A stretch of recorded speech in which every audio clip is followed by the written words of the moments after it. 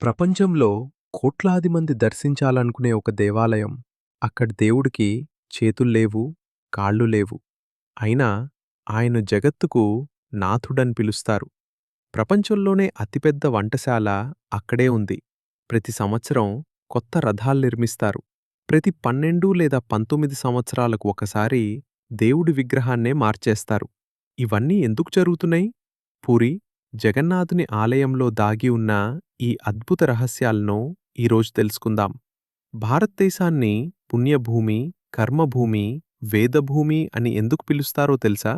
ఈ నేలపై అడుగుపెట్టిన ప్రతి అడుగు ఒక ఆధ్యాత్మిక చరిత్రను గుర్తుచేస్తుంది. కాశీ, తిరుమల, రామేశ్వరం, బద్రీనాథ్, కేదార్నాథ్ ఇలా ఎన్నో పుణ్యక్షేత్రాల మధ్య ఒక ఆలయం మాత్రం ప్రపంచం మొత్తం దృష్టిని ఆకర్షిస్తుంది.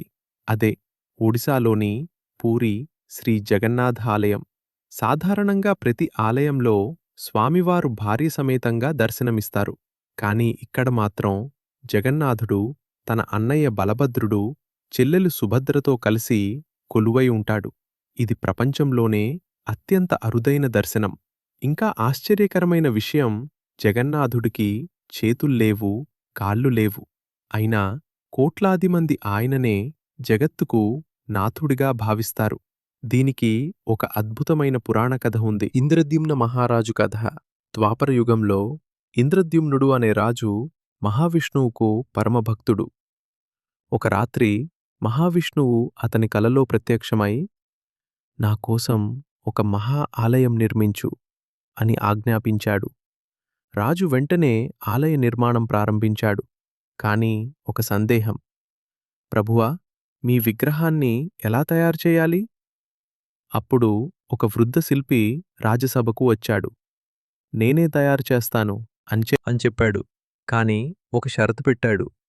నేను పనిచేస్తున్న గది తలుపులు ఎవరూ తెరవకూడదు. నేనే బయటకు వచ్చే వరకు ఎవరూ లోపలికి రాకూడదు. రాజు అంగీకరించాడు. రోజులు గడిచాయి, వారాలు గడిచాయి, నెలలు గడిచాయి. ఒకరోజు లోపల్నుంచి శబ్దం వినిపించడం ఆగిపోయింది. రాణి భయపడింది. ఆ శిల్పికి ఏదైనా అయిందేమో అని రాజును ఒప్పించింది. చివరకు తలుపులు తెరిచారు. అక్కడ 3 విగ్రహాలున్నాయి. కాని వాటికి చేతుల్లేవు, కాళ్ళు లేవు. అంతలోనే ఆ శిల్పి కనిపించకుండా మాయమయ్యాడు. ఆ రాత్రి మహావిష్ణువు రాజుకు కలలో కనిపించి, రాజా, బాధపడకు, ఇదే నా సంకల్పం. ఈ రూపంలోనే నేను జగన్నాథుడిగా ప్రపంచాన్ని కాపాడుతాను అని చెప్పాడని పురాణాలు వివరిస్తాయి. చరిత్ర ప్రకారం ప్రస్తుత ఆలయ నిర్మాణాన్ని 12వ శతాబ్దంలో తూర్పు గంగా వంశానికి చెందిన రాజు అనంతవర్మన్ చోడగంగ దేవుడు ప్రారంభించాడు. తరువాత అనంగ భీమదేవుడు ఆలయాన్ని మరింత విస్తరించాడు. నేడు మనం చూస్తున్న మహా ఆలయం వారి కృషికి నిదర్శనం. ప్రపంచంలోనే అతిపెద్ద వంటశాల ఈ ఆలయంలోని వంటశాల ప్రపంచ ప్రసిద్ధి చెందింది. ప్రతిరోజూ వేలాది మంది భక్తులకు మహాప్రసాదం సిద్ధమవుతుంది. సాంప్రదాయంగా మట్టి పాత్రల్లో వంట చేస్తారు. అనేక రకాల నైవేద్యాలు సమర్పిస్తారు.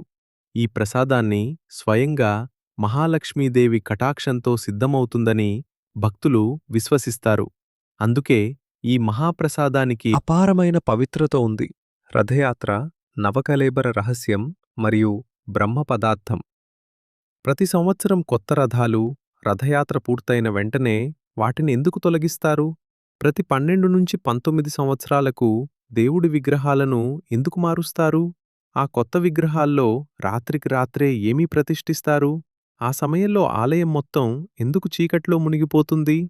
పూరీ జగన్నాథుని ఆలయంలోని ఈ అద్భుత సంప్రదాయాల వెనుక ఉన్న విశేషాలను తెలుసుకుందాం. మహారథయాత్ర.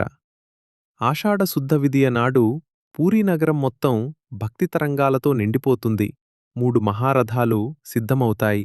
తాళధ్వజం, బలభద్రుని రథం, దర్పదల్నం, సుభద్రాదేవి రథం, నందిఘోష, జగన్నాథుని రథం.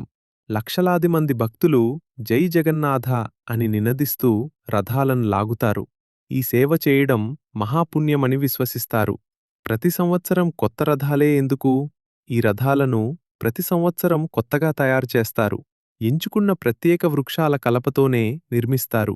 రథయాత్ర పూర్తయిన తర్వాతి సంవత్సరానికి వాటిని మళ్లీ ఉపయోగించరు. కొత్త రథాలే నిర్మిస్తారు. ఇది జీవితం నిత్యనూతనమని గుర్తుచేసే పవిత్ర సంప్రదాయంగా భావిస్తారు. గుండిచా ఆలయ యాత్ర.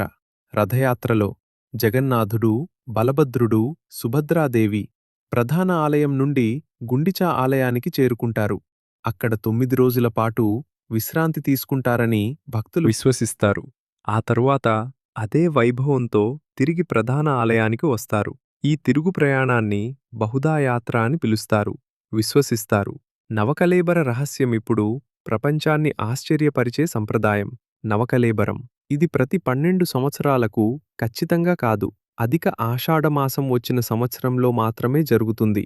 అంటే సాధారణంగా 12 నుండి 19 సంవత్సరాల మధ్య ఒకసారి. ఆ సమయంలో జగన్నాథుడు, బలభద్రుడు, సుభద్రాదేవి మరియు సుదర్శన చక్రానికి కొత్త వేపచెక్కతో కొత్త విగ్రహాలు తయారుచేస్తారు.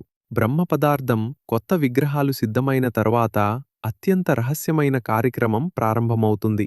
దీనిని బ్రహ్మ పరివర్తనం అంటారు. ఆ సమయంలో ఆలయంలోని అన్ని దీపాలను ఆర్పివేస్తారు. విద్యుత్ సరఫరా కూడా నిలిపివేస్తారు. ఆ కార్యక్రమం నిర్వహించే ప్రధాన పూజారులు కళ్లకు గంతలు కట్టుకుని, చేతులకు వస్త్రాలు చుట్టుకుని పాత విగ్రహాల నుంచి కొత్త విగ్రహాలకు ఒక పవిత్ర దైవిక అంశాన్ని ప్రతిష్ఠిస్తారు. దానినే భక్తులు బ్రహ్మ పదార్థమని పిలుస్తారు. అయితే ఆ బ్రహ్మ పదార్థం అసలు ఏమిటో ఎవరూ బహిరంగంగా వెల్లడించరు. దాని గురించి అనేక విశ్వాసాలు ఉన్నప్పటికీ అధికారికంగా ఆలయ పరంపర దానిని రహస్యంగానే ఉంచుతోంది. ప్రపంచంలోనే అతిపెద్ద వంటశాల. ప్రతిరోజూ వేలాది మంది భక్తులకు మహాప్రసాదం సిద్ధమవుతుంది. మట్టి పాత్రల్లో సాంప్రదాయ పద్ధతిలో వంట చేస్తారు. జగన్నాథుడికి అనేక రకాల నైవేద్యాలు సమర్పిస్తారు. ఈ మహాప్రసాదాన్ని భక్తులు అత్యంత పవిత్రంగా భావిస్తారు. ఆలయంలోని మరిన్ని విశేషాలు. జగన్నాథ ఆలయ శిఖరంపై ఉన్న పతాకాన్ని ప్రతిరోజు మారుస్తారు. ఈ సేవ కూడా శతాబ్దాలుగా కొనసాగుతోంది. ఆలయ ఆవరణలో అనేక ఉపాలయాలు ఉన్నాయి.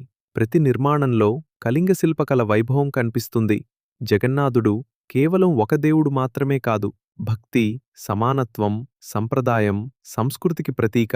ప్రతి సంవత్సరం జరిగే రథయాత్ర ప్రపంచం నలుమూలల నుంచి కోట్లాది మంది భక్తులను ఒక్కచోట చేర్చే మహోత్సవం. అందుకే పూరీ జగన్నాథ క్షేత్రం భారతదేశ ఆధ్యాత్మిక వారసత్వంలో ఒక అమూల్య రత్నంగా నిలిచిపోయింది. జై జగన్నాథ. ఈ వీడియో మీకు నచ్చితే లైక్ చేయండి. ఇలాంటి మరిన్ని హిందూ ధర్మ విశేషాల కోసం ధర్మదీపం ఛానల్ను తప్పకుండా సబ్స్క్రైబ్ చేయండి. మీ కుటుంబ సభ్యులు, స్నేహితులతో ఈ వీడియోను పంచుకోండి. జై జగన్నాథ.